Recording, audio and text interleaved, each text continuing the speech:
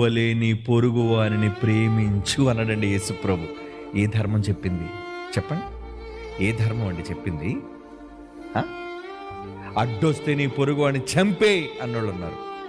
అడ్డొస్తే నీ ఎదుటి వాడిని తీసేయి, తల తీసేయి అన్నోళ్ళు ఉన్నారు. కానీ యేసుక్రీస్తు వారు చెప్పిన ధర్మం, తండ్రి యొద్ద నేర్చుకున్న పాఠం, ప్రేమ పాఠం, ఆ పాఠంలో ఏమన్నాడు తెలుసా అండి? అవసరమైతే నీ పొరుగు వాని కోసం నీ ప్రాణం పెట్టు.